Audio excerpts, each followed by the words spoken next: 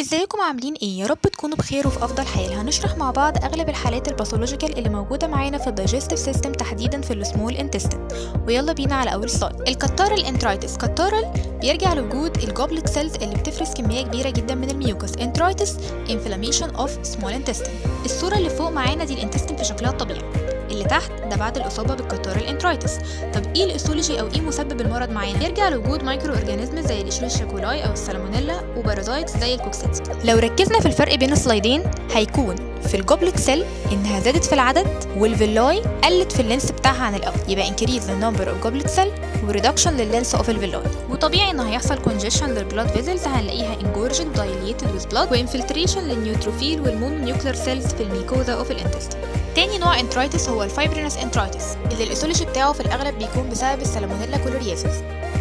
واضحه جدا ماكروسكوبيك بسبب وجود جريش وايت ممبرين، ولما بيتشال بتظهر في شكل ألسر على الميكوزا بتاعة الانتستين. الجريش وايت بنسميه دايفيسيتريك ممبرين، ناتج عن اتحاد الفايبرس كونكتيف تيشو مع النيكروتيك تيشو. مايكروسكوبيك بتظهر زي السلايد اللي فات مع وجود فايبرينس اكزيوديت، وده كان سبب التسمية بفايبرينس انترايتس. تالت نوع انترايتس هو الهيموراجيك انترايتس، واللي سببه ممكن يكون بارازايت زي الكوكسيديا، واللي هتظهر تحت الميكروسكوب في طبقة الميكوزا. الفيتشرز اللي هنلاحظها سواء ماكروسكوبيك او مايكروسكوبيك: هيموريدج واروجن والسر في الانتستينال ميكوزا، وتحت الميكروسكوب هيظهر انفلتريشن للنيوتروفيل والمونونيوكلر سيل، سواء بقى الماكروفاج البلازما سيل او الليمفوسايت. رابع نوع معانا هو النيكروتيك انترايتس، لما بنكون اهملنا اي حاله من الثلاثه اللي فاتوا، فنقدر نقول ان دي الكومبليكيشن بتاعت اي حاله من اللي فاتوا. الايثولوجي هيكون نفس الكلام اللي فات وزياده عليها نايسين ديفيشنسي.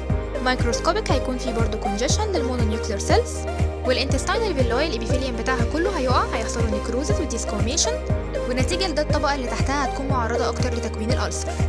خامس نوع معانا هو البارازيتيك انترايتس، ومن اسمه هنعرف ان الايثولوجي بتاعه هو الراوند ويرمز او التاب ويرمز، الديدان بانواعها. ماكروسكوبيك هيظهر سيكنينج للانتستينال وول، ونوع الاكزيوديت هيكون كتارال او هيموراجيك اكزيوديت، وطبعا هنلاقي البرادايت موجود في اللومن بتاع الانتستين.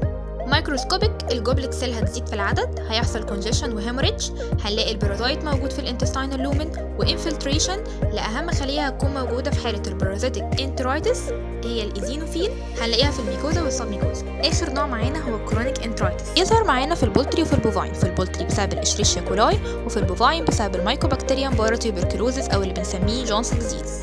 ماكروسكوبيك كأي نوع انترايتس هيحصل سيكنينج للانتستينال وول، هنا هيكون واضح اكتر الكوروجيشن بتاعت الميكوزا، التواءات كده واضحه معانا ماكروسكوبيك، وسيك ميوكس لاير. مايكروسكوبيك هيحصل اتروفي للانتستينال فيلاي والجلاند. واشهر نوع انفلاماتوري سيل هنلاقيه في طبقه الميكوزا والسبميكوزا هو اللانجرهانز جاينت سيل، ودي ما ظهرتش في اي نوع من اللي فاتوا. وطبعا هيحصل بوليفريشن للفايبرس تيشو في طبقه اللامينا بروبري.